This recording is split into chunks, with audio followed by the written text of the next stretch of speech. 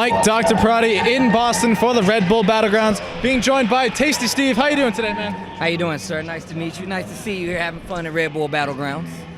What about you, though? Are you having fun? Yeah, man, this event has been actually crazy so far. I mean, we just saw a match with Cool Kid who made it in by the skin of his teeth with some crazy play. I mean, Street Fighter V has definitely been taking off, and this tournament is a testament. Battlegrounds is definitely a battleground when it comes to Street Fighter V. I hate that pun. I'm sorry, that was really bad. Yeah, we've actually been seeing a lot of unconventional characters, lots of Fang, lots of Abigail, some Collins. Do you think we're going to continue that for the rest of the year, or wait till next year for big changes?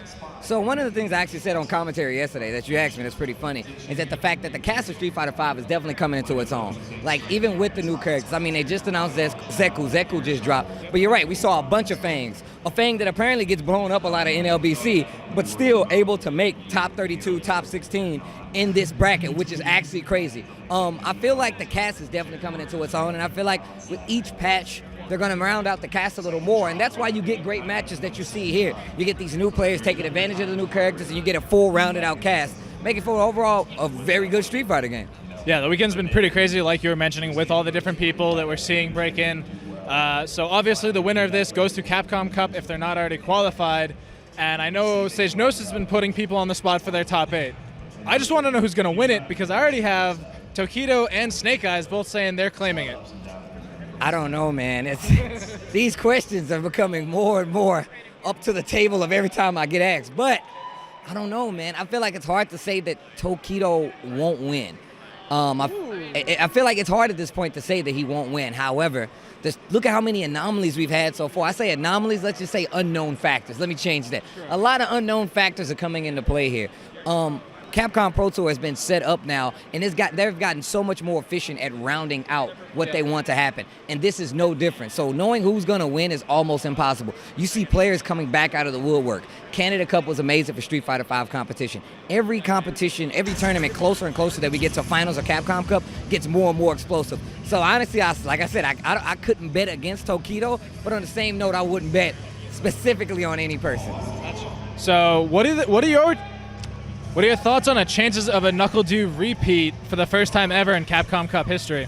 I think that would be amazing. NuckleDu is one of the better players in Street Fighter V generation. He's a young player, so the fact that we have the potential to see such a young champion come into his own, especially in the game of Street Fighter V, says well for Street Fighter V, says well for the future of fighting games. It also says well for the future of NuckleDu. He's definitely one of the most successful players of his generation.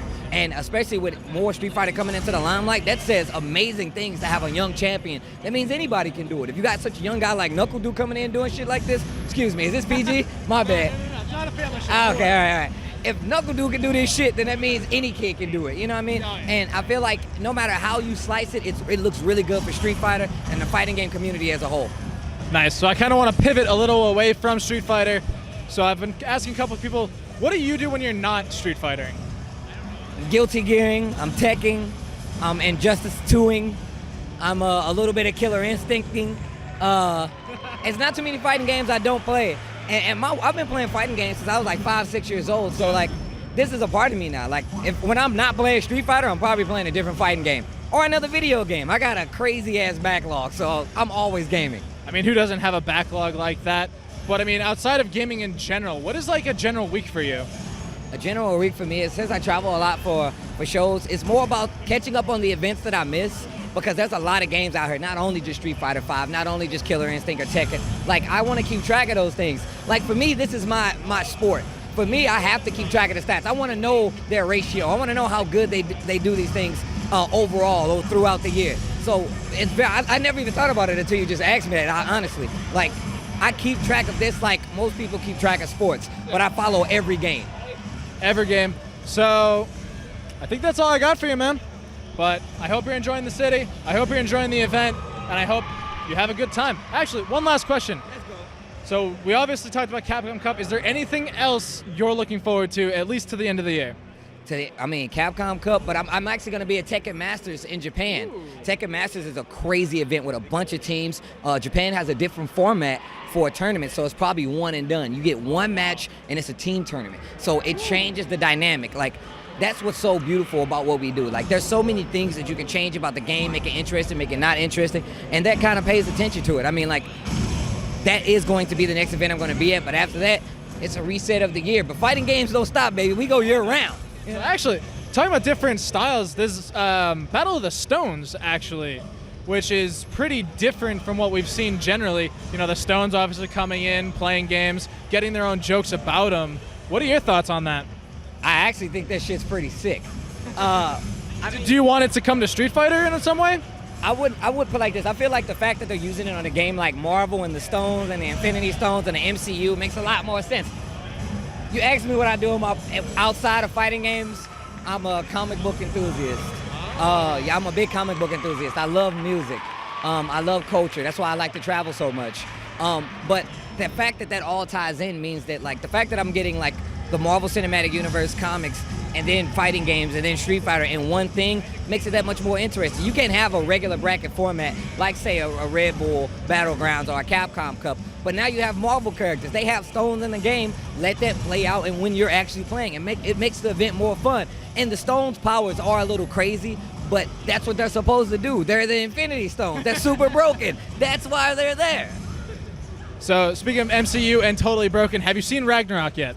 Man, I seen that shit twice.